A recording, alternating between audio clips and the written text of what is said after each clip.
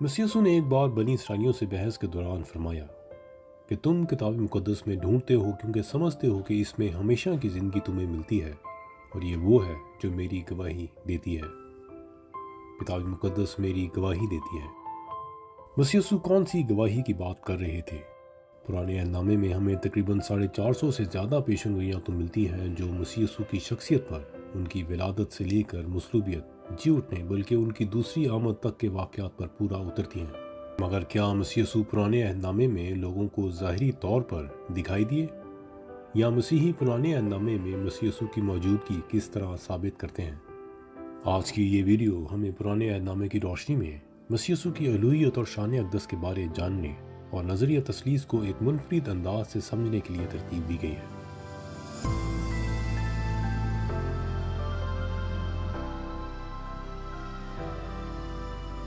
पुराने अहदनामे में बार बार एक फरिश्ते का बयान किया गया है। इस फरिश्ते का ज़हूर मुख्तलिफ मकामात पर हुआ। इस फरिश्ते के लिए पुराने अहदनामे में खुदा का फरिश्ता या खुदावन का फरिश्ता के अल्फाज इस्तेमाल हुए हैं। पुराने अहदनामे में हम बहुत से फरिश्तों के वाक़यात पढ़ते हैं, मगर ये फरिश्ता उन तमाम फरिश्तों से मुख्तलिफ नज़र आता है जो खुदा की तरफ से खादमों की तरह पैगाम लेकर आया करते थे। सबसे पहले पैदाइश 16 में हम पढ़ते हैं कि जब सारा हाजरा पर सख्ती करने लगी तो हाजरा, जो उन दिनों हामला हालत में थी, अपनी मालकिन की सख्ती की वजह से उसके पास से भाग गई। 7वीं आयत, और वो खुदावंद के फरिश्ते को बियाबान में पानी के चश्मे के पास मिली। हाजरा को ये एजाज़ हासिल है कि बाइबल मुक़द्दस में सबसे पहले हाजरा पर फरिश्ता ज़ाहिर हुआ, जबकि ना तो वो इसराइली थी और ना ही उसकी कोई ख़ास मजहबी हैसियत थी, बल्कि सिर्फ एक लौंडी थी जो अपनी मालकिन को और अपनी जिम्मेदारी को छोड़कर भाग निकली थी। 8वीं आयत, और उसने कहा, ऐ सारा की लौंडी हाजरा, तू कहाँ से आई और किधर जाती है? उसने कहा, मैं अपनी बीवी सारा के पास से भाग आई हूँ। खुदावंद के फरिश्ते ने उससे कहा, तू अपनी बीवी के पास लौट जा और अपने को उसके कब्जे में कर दे। इन तीनों आयतों में अब तक तो यही लग रहा है कि एक फरिश्ता हाजरा से कलाम कर रहा है, मगर अगली आयत में, और खुदावंद के फरिश्ते ने उससे कहा, मैं तेरी औलाद को बहुत बढ़ाऊंगा, यहाँ तक कि कसरत के सबब से उसका शुमार ना हो सकेगा। मैं तेरी औलाद को बहुत बढ़ाऊंगा। बरकत देने वाला या बढ़ाने वाला एक फरिश्ता कैसे हो सकता है? यहाँ फरिश्ते ने ये नहीं कहा कि खुदावंद कहता है कि वो तेरी औलाद को बहुत बढ़ाएगा। क्या नस्ल को बढ़ाने का दावा एक फरिश्ते के लिए जायज़ है? मगर अगली ही आयत में, और खुदावंद के फरिश्ते ने उससे कहा कि तू हामला है और तेरे बेटा होगा, उसका नाम इस्माइल रखना, इसलिए कि खुदावंद ने तेरा दुख सुन लिया। खुदावंद ने तेरा दुख सुन लिया। इस आयत में फरिश्ता खुदावंद की तरफ इशारा करता हुआ कह रहा है कि खुदावंद ने तेरा दुख सुन लिया, जबकि पिछली आयत में हमें फरिश्ते का ऐसा कलाम मिलता है जैसे वो फरिश्ता नहीं बल्कि खुदा हो। 10वीं और 11वीं आयत में हमने देखा कि फरिश्ता और खुदा अलग अलग शख्सियत हैं, मगर फरिश्ता ऐसे कलाम कर रहा है जैसे नस्ल को बढ़ाने का इख्तियार उसके पास हो। और फिर आगे चल के 13वीं आयत में हम देखते हैं कि हाजरा को पूरा यकीन था कि उसने फरिश्ते को नहीं बल्कि खुदा को देखा है।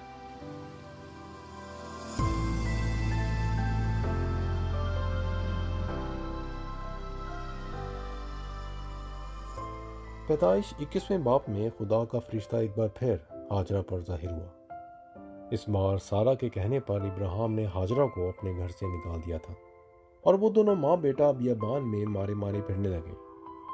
15वीं आयत से बयान है कि जब बश का पानी खत्म हो गया तो उसने लड़के को एक झाड़ी के नीचे डाल दिया और आप उसके मुकाबिल एक तीर के टप्पे पर दूर जा बैठी और कहने लगी कि मैं इस लड़के का मरना तो ना देखूं। सुबह उसके मुकाबिल बैठ गई और चला चला कर रोने लगी, और खुदा ने उस लड़के की आवाज़ सुनी और खुदा के फरिश्ते ने आसमान से हाजरा को पुकारा और उससे कहा, ऐ हाजरा, तुझको क्या हुआ? मत डर, क्योंकि खुदा ने उस जगह से जहाँ वो लड़का पड़ा है उसकी आवाज़ सुन ली है। इस आयत से वाज़ेह हुआ कि कलाम करने वाला खुदा का फरिश्ता है, और फरिश्ते ने खुदा की तरफ इशारा करते हुए फरमाया कि खुदा ने उस लड़के की आवाज़ सुनी है। मगर उससे अगली ही आयत में, उठ और लड़के को उठा और उसे अपने हाथ से संभाल, क्योंकि मैं उसको एक बड़ी कौम बनाऊंगा। मैं उसको एक बड़ी कौम बनाऊंगा। एक बार फिर फरिश्ते ने वैसा ही कलाम किया जैसा हमने 16वें बाब में देखा था। कलाम मुक़द्दस के इन वाक़यात से ऐसा लगता है कि जैसे फरिश्ते की असल शनाख्त को जानबूझकर धुंधला रखा गया हो।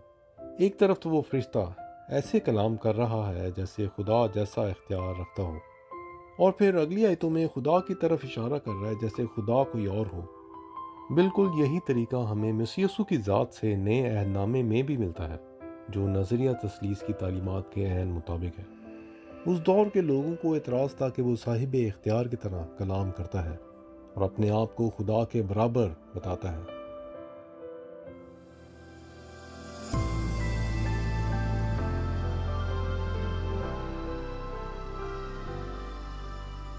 پیدائش 22ویں باب کی پہلی 2 آیات سے واضح ہے کہ خدا خود ابراہیم سے کلام کر رہا ہے۔ ان باتوں کے بعد یہ ہوا کہ خدا نے ابراہیم کو آزمایا اور اس سے کہا، اے ابراہیم۔ اس نے کہا، میں حاضر ہوں۔ تب اس نے کہا، تو اپنے بیٹے اسحاق کو جو تیرا اکلوتا ہے اور جسے تو پیار کرتا ہے ساتھ لے کر موریا کے ملک میں جا، اور وہاں اسے پہاڑوں میں سے ایک پہاڑ پر جو میں تجھے بتاؤں گا سوکھنی قربانی کے طور پر چڑھا۔ صاف ظاہر ہے کہ خدا خود ابراہیم سے ہم کلام ہے، اور خدا نے اسحاق کی قربانی کسی فرشتے کے لیے نہیں بلکہ اپنے لیے مانگی تھی۔ مگر 10ویں آیت سے پڑھیں تو کچھ اور ہی بیان کیا گیا ہے، اور ابراہیم نے ہاتھ بڑھا کر چھری لی کہ اپنے بیٹے کو ذبح کرے۔ تب خداوند کے فرشتے نے اسے آسمان سے پکارا کہ اے ابراہیم، اے ابراہیم۔ اس نے کہا، میں حاضر ہوں۔ 11ویں آیت میں فرشتہ ابراہیم سے ہم کلام ہے۔ پھر اس نے کہا، تو اپنا ہاتھ لڑکے پر نہ چلا اور نہ اس سے کچھ کر، کیونکہ میں اب جان گیا کہ تو خدا سے ڈرتا ہے۔ فرشتے نے کہا کہ میں اب جان گیا کہ تو خدا سے ڈرتا ہے۔ ابراہیم کی آزمائش کون کر رہا تھا؟ باب کے شروع میں ہی واضح کر دیا گیا تھا کہ خدا نے ابراہیم کی آزمائش کی، مگر 12ویں آیت میں فرشتے نے کیوں کہا کہ میں اب جان گیا کہ تو خدا سے ڈرتا ہے؟ اس لیے کہ تو نے اپنے بیٹے کو جو تیرا اکلوتا ہے مجھ سے دریغ نہ کیا۔ مجھ سے دریغ نہ کیا؟ ابراہیم کو آزمانے والا خدا تھا یا فرشتہ تھا؟ اس واقعے میں ایک بار پھر جیسے فرشتے کی شناخت کو دھندلا کیا گیا ہے۔ آیت کے پہلے حصے میں فرشتہ خدا کی طرف اشارہ کر رہا ہے، کیونکہ میں اب جان گیا کہ تو خدا سے ڈرتا ہے، یعنی خدا الگ ہے۔ مگر اسی آیت کے اگلے حصے میں فرشتہ کہہ رہا ہے کہ اس لیے کہ تو نے اپنے بیٹے کو جو تیرا اکلوتا ہے مجھ سے دریغ نہ کیا۔ جیسے ابراہیم قربانی خدا کے لیے نہیں فرشتے کے لیے چڑھا رہا تھا، مگر باب کے شروع میں واضح کر دیا گیا ہے کہ خدا نے ابراہیم سے قربانی طلب کی تھی۔ کیا فرشتے کے لیے ایسے دعوے کرنا روا ہے؟ کلسیوں کے خط میں مسیح یسوع کو خدا کا ایسا بھید کہا گیا ہے جو زمانوں اور پشتوں سے پوشیدہ رکھا گیا۔ میرا ایمان ہے کہ پرانے عہد نامے میں جس بھید کو پوشیدہ رکھا گیا، کلسیوں میں اسے خدا کا بھید کہا گیا ہے، جو مسیح یسوع کے وسیلہ یہودیوں تک ہی نہیں تمام نسلوں اور قوموں پر ظاہر ہوا۔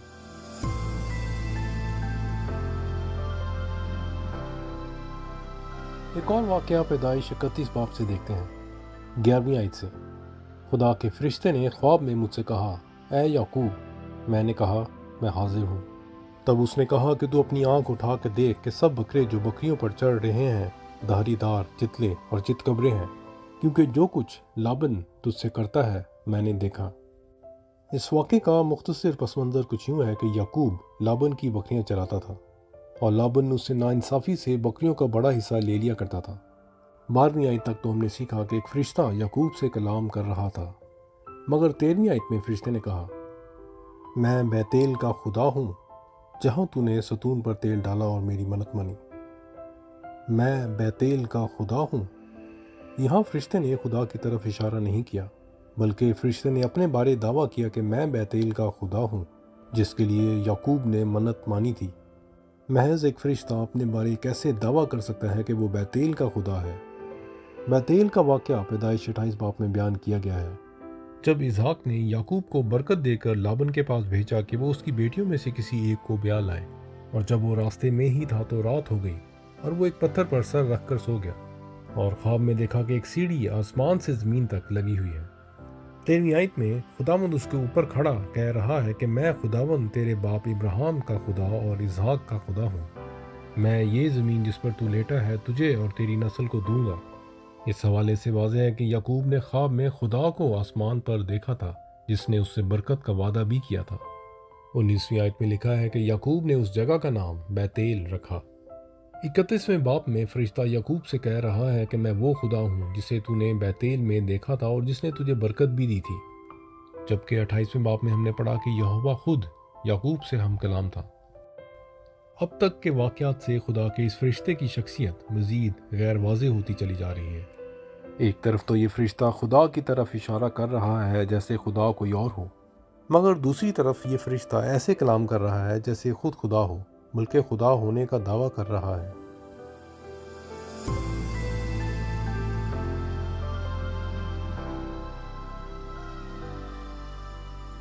बरसों बाद पैदाइश 48 में याकूब, जिसका खुदा ने नाम इसराइल रखा था, जिसकी आंखें बुढ़ापे की वजह से कमज़ोर हो गई थीं, 15वीं आयत से यूसुफ के दो बेटों इफ्राहीम और मनस्सी को बरकत दे रहा है। हम याकूब की दुआ पर गौर करते हैं। उसने यूसुफ को बरकत देकर कहा कि खुदा जिसके सामने मेरे बाप इब्राहिम और इसहाक ने अपना दौर पूरा किया, वो खुदा जिसने सारी उम्र आज के दिन तक मेरी पासबानी की, और वो फरिश्ता जिसने मुझे सब बलाओं से बचाया, इन लड़कों को बरकत दे। हमें याकूब की दुआ में दो अलग अलग शख्सियत नजर आती हैं। 15वीं आयत में यहोवा खुदा जिसने याकूब की पासबानी की, और 16वीं आयत में और वो फरिश्ता जिसने याकूब को सब बलाओं से बचाया, और वो फरिश्ता ही लड़कों को बरकत दे। अब तक के मुताले में ऐसा लगता है कि जैसे कलाम मुक़द्दस में खुदा के फरिश्ते की शनाख्त में किसी खास मकसद के तहत उलझाव पैदा किया गया है, इसलिए ये उस दौर के लोगों के लिए भेद ही रहा। याकूब की दुआ में पासबानी करने वाला खुदा है, मगर बलाओं से बचाने वाला और लड़कों को बरकत देने वाला वो फरिश्ता है। बनी इसराइली एक तवील अरसे तक इस तरह के हवाला जात से उलझे रहे, क्योंकि इन हवाला जात से खुदा का और खुदा के उस फरिश्ते का एक जैसा होना या एक बराबर होना साबित होता है। बनी इसराइलियों को बिल्कुल उसी तरह के उलझाव का सामना एक बार फिर करना पड़ा, जब हम अंजीलों में मसीह यीशु का भी वही तरीकाकार देखते हैं जो पुराने नामे में खुदा के उस फरिश्ते का भी था।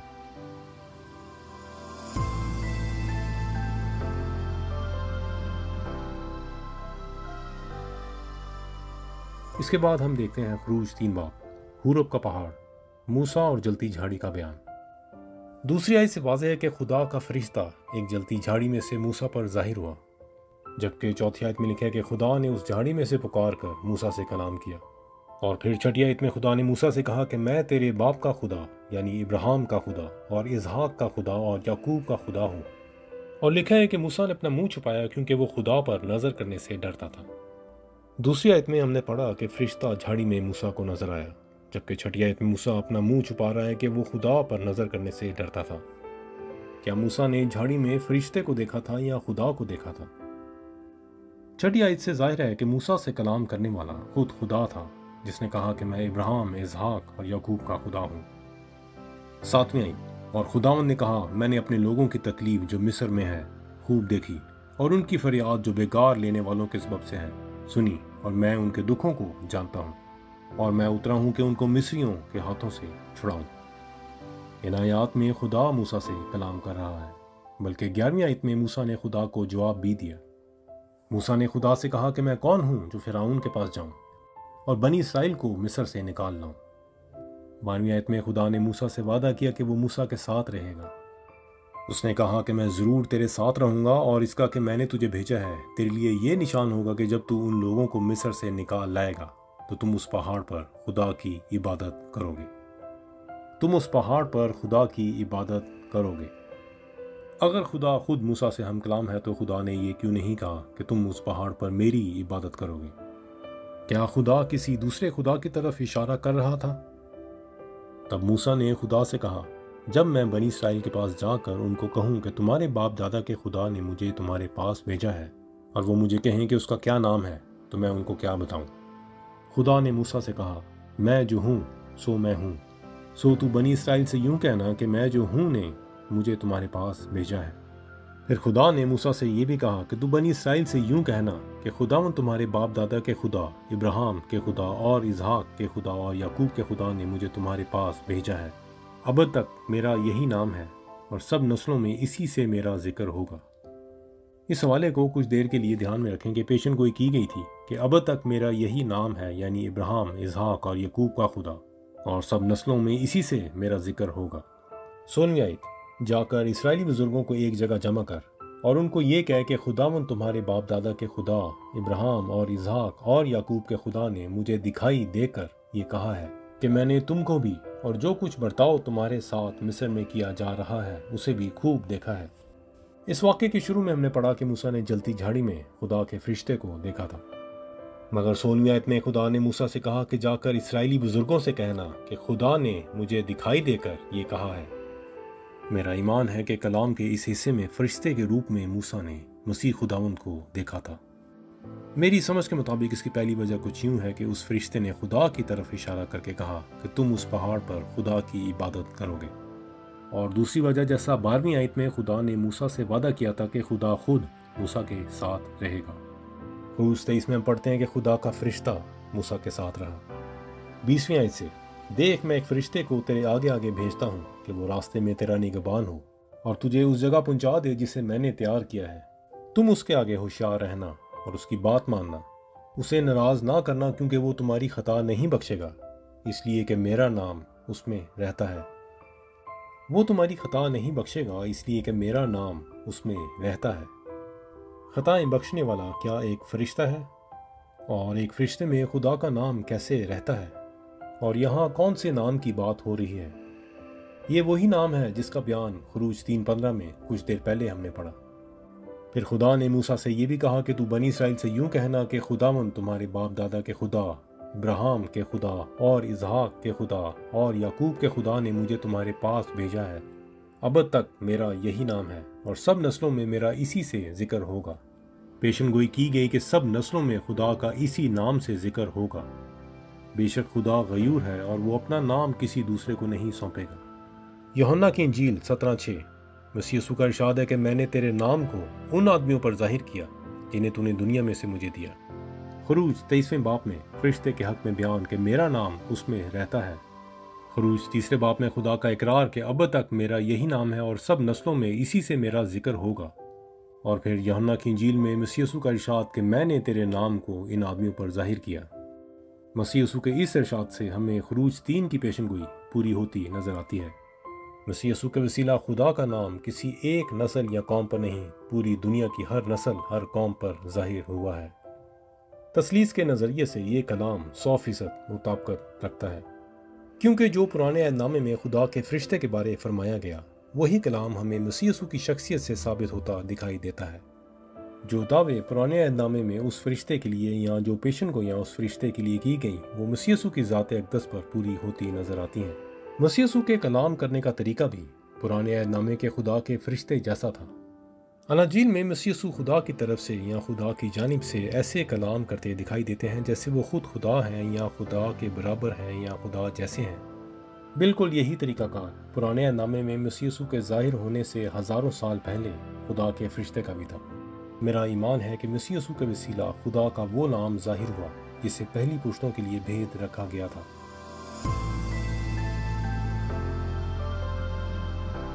قضات کی کتاب 2 باب۔ اور خداوند کا فرشتہ جلجال سے یکم کو آیا اور کہنے لگا کہ میں تم کو مصر سے نکال کر اس ملک میں جس کی بابت میں نے تمہارے باپ دادا سے قسم کھائی تھی لے آیا، اور میں نے کہا کہ میں ہرگز تم سے عہد چکنی نہیں کروں گا۔ کیا قسم کھانے والا اور بنی اسرائیلیوں کو ملک مصر سے نکال لانے والا خدا کا فرشتہ تھا؟ اور کیا اس فرشتے نے وعدہ کیا تھا کہ میں تم سے عہد چکنی نہیں کروں گا؟ دوسری آیت میں لکھا ہے کہ تم اس ملک کے باشندوں کے ساتھ عہد نہ باندھنا بلکہ تم ان کے مذہبوں کو ڈھا دینا، پر تم نے میری بات نہیں مانی۔ تم نے کیوں ایسا کیا؟ یاد رہے کہ فرشتہ گلہ کر رہا ہے کہ تم نے میری بات نہیں مانی، اس لیے میں نے بھی کہا کہ میں ان کو تمہارے آگے سے دفع نہ کروں گا، بلکہ وہ تمہارے پہلوؤں کے کانٹے اور ان کے دیوتا تمہارے لیے پھندا ہوں گے۔ جب خدا ان کے فرشتے نے سب بنی اسرائیلیوں سے یہ باتیں کہیں تو وہ چلا چلا کر رونے لگے۔ اس حوالے میں بنی اسرائیلیوں کو خدا کا فرشتہ کون سا عہد یاد دلا رہا ہے؟ پیدائش 17 میں اس عہد کے بارے ہم پڑھتے ہیں کہ وہ عہد تو یہوہ خدا نے خود ان کے ساتھ باندھا تھا، جو اس حوالے میں خدا کا فرشتہ انہیں یاد دلا رہا ہے کہ میں نے تمہارے باپ دادا سے عہد باندھا۔ پہلی آیت سے جب ابرام 99 برس کا ہوا تب خداوند ابرام کو نظر آیا اور اس سے کہا کہ میں خدائے قادر ہوں، تو میرے حضور چل اور کامل ہو، اور میں اپنے اور تیرے درمیان عہد باندھوں گا اور تجھے بہت زیادہ بڑھاؤں گا۔ یعنی وہ عہد یہوہ خدا نے خود باندھا تھا، اور تیسری آیت میں ابراہیم نے خدا کو سجدہ بھی کیا۔ 7ویں آیت، اور میں اپنے اور تیرے درمیان اور تیرے بعد تیری نسل کے درمیان ان کی سب پشتوں کے لیے اپنا عہد جو ابدی عہد ہوگا باندھوں گا، تاکہ میں تیرا اور تیرے بعد تیری نسل کا خدا رہوں۔ یقیناً ایسا کلام کرنے کا اختیار خدا کے علاوہ کسی دوسرے کو روا نہیں، اور اگر یہ عہد قضات 2 کے مطابق خدا کے فرشتے نے بنی اسرائیلیوں سے باندھا تھا، تو ضرور ہے کہ خدا کا وہ فرشتہ یا تو خدا ہے یا تو خدا کے برابر ہے۔ پیدائش 17 کے آغاز میں ایک اور بات سمجھنے والی یہ ہے کہ خداوند ابراہیم کو نظر آئے، جیسے قضات 2 باب میں واضح کیا گیا ہے کہ دراصل خدا ایک فرشتے کے روپ میں ابراہیم کو دکھائی دیے۔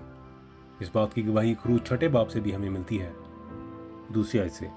پھر خدا نے موسیٰ سے کہا، میں خداوند ہوں، اور میں ابراہیم اور اسحاق اور یعقوب کو خدائے قادر مطلق کے طور پر دکھائی دیا، لیکن اپنے یہوہ نام سے ان پر ظاہر نہ ہوا، اور میں نے ان کے ساتھ اپنا عہد بھی باندھا ہے کہ ملک کنعان جو ان کے مسافرت کا ملک تھا اور جس میں وہ پردیسی تھے ان کو دوں گا۔ ان آیات سے ظاہر ہوا کہ پرانے عہد نامے میں نبیوں کو دکھائی دینے والا اور بنی اسرائیلیوں سے عہد باندھنے والا خدا کا فرشتہ، جسے تیسری آیت میں خدا قادر مطلق کہا گیا ہے۔ یوحنا کی انجیل 1:8 میں اسی بات کو واضح کیا گیا ہے، خدا کو کسی نے کبھی نہیں دیکھا، اکلوتا بیٹا جو باپ کی گود میں ہے اسی نے ظاہر کیا، جس سے ظاہر ہوتا ہے کہ پرانے عہد نامے میں جہاں جہاں بھی خدا فرشتے کی صورت میں لوگوں پر ظاہر ہوا، دراصل انہوں نے مسیح یسوع کو دیکھا تھا۔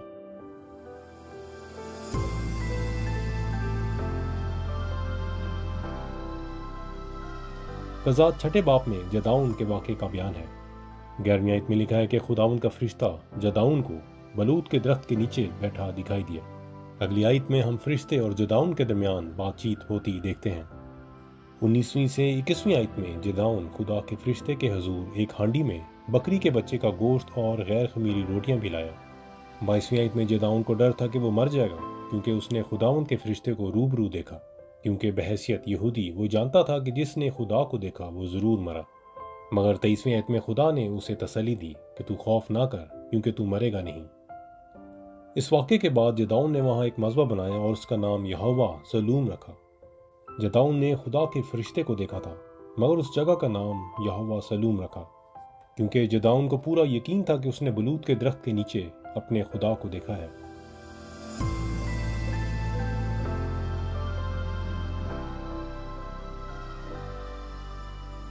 اس کے بعد قضات 13 میں سمسون کی پیدائش سے پہلے خدا کا فرشتہ منوہا یعنی سمسون کے باپ سے ان چیزوں کا بیان کرتا ہے جن سے انہیں پرہیز کرنا تھا۔ 15ویں آیت میں منوہا نے بھی جدعون کی طرح خدا کے فرشتے کے حضور ایک بکری کا بچہ قربان کرنا چاہا، مگر فرشتے نے انکار کر دیا۔ 16ویں آیت، تب خداوند کے فرشتے نے منوہا کو جواب دیا کہ اگر تو مجھے روک بھی لے تو بھی میں تیری روٹی نہیں کھانے کا، پر اگر تو سوکھنی قربانی تیار کرنا چاہے تو تجھے لازم ہے کہ خداوند کے لیے گزرانے، کیونکہ منوہا نہیں جانتا تھا کہ وہ خداوند کا فرشتہ ہے۔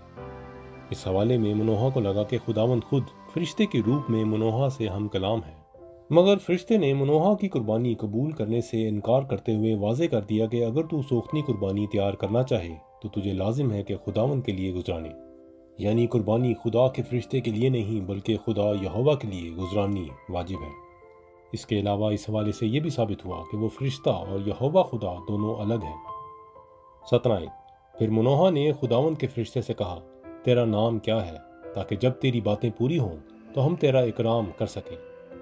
خداوند کے فرشتے نے اس سے کہا، تو کیوں میرا نام پوچھتا ہے، کیونکہ وہ تو عجیب ہے۔ کیا اس فرشتے کا نام عجیب تھا؟ یہ کیسا نام ہے؟ بلکہ زیادہ بہتر سوال یہ ہے کہ یہ کس کا نام ہے۔ یسایہ 9 میں اس نام سے مسیح یسوع کے بارے پیشن گوئی کی گئی ہے۔ 6 آیت، اس لیے ہمارے لیے ایک لڑکا تولد ہوا اور ہم کو ایک بیٹا بخشا گیا، اور سلطنت اس کے کاندھے پر ہوگی، اور اس کا نام عجیب مشیر، خدائے قادر، ابدیت کا باپ، سلامتی کا شہزادہ ہوگا۔ میری سمجھ کے مطابق قضات کی کتاب میں خدا کے فرشتے کا نام عجیب ہے، اور یسایہ کے صحیفے میں جسے عجیب مشیر، خدائے قادر، ابدیت کا باپ کہا گیا ہے، پوری بائبل میں مسیح یسوع کے علاوہ کسی اور کو اس نام سے پکارا نہیں گیا۔ منوہا والے واقعے پر واپس آتے ہیں۔ جب منوہا اور اس کی بیوی نے نظر کی قربانی چڑھائی تو 20ویں آیت میں کہ جب شعلہ مذبح پر سے آسمان کی طرف اٹھا تو خداوند کا فرشتہ مذبح کے شعلہ میں ہو کر اوپر چلا گیا۔ جسے دیکھ کر منوہا اور اس کی بیوی اوندھے منہ زمین پر گر پڑے۔ اس حوالے سے ظاہر ہوا کہ خدا کا فرشتہ قربانی کے ساتھ ہی آسمان پر چڑھ گیا، جیسا ہم نئے عہد نامے میں مسیح یسوع کی قربانی سے دیکھتے ہیں، کیونکہ مسیح یسوع خدا کا برہ ہے۔ 22ویں آیت میں منوہا نے اپنی بیوی سے کہا، اب ہم ضرور مر جائیں گے کیونکہ ہم نے خدا کو دیکھا۔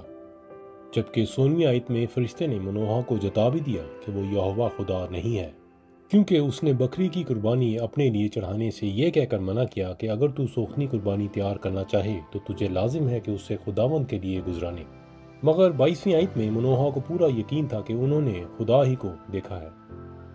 کلام مقدس کے اس حوالے سے ثابت ہوا کہ خدا کا وہ فرشتہ خدا ہی ہے، لیکن یہوہ خدا سے الگ بھی ہے اور یہوہ خدا کے برابر بھی ہے، مگر ایک تابعدار فرشتے کی طرح یہوہ خدا کا پیغام بھی لے کر آتا ہے۔ بالکل یہی طریقہ کار نئے عہد نامے میں مسیح یسوع کی شخصیت سے بھی ہمیں دکھائی دیتا ہے۔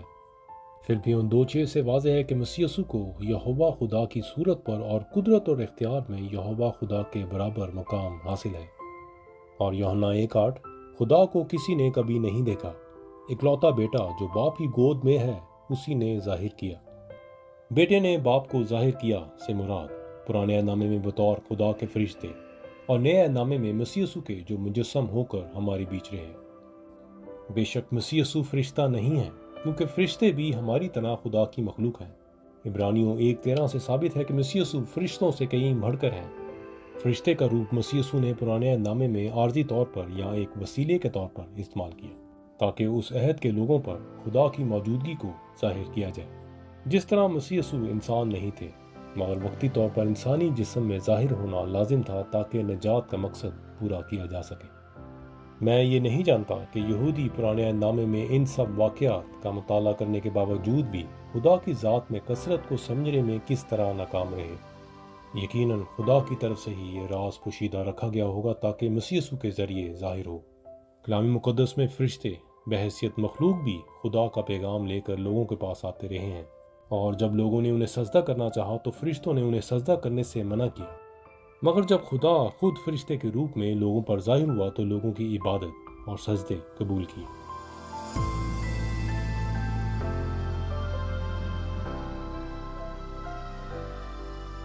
اس کے علاوہ کلام مقدس میں ایسے بھی حصے ملتے ہیں جہاں خدا باپ اور مسیح یسوع کی شناخت کو ایسے پیش کیا گیا ہے جسے پڑھ کر لگتا ہے کہ خدا ایک نہیں بلکہ ایک سے زیادہ ہے۔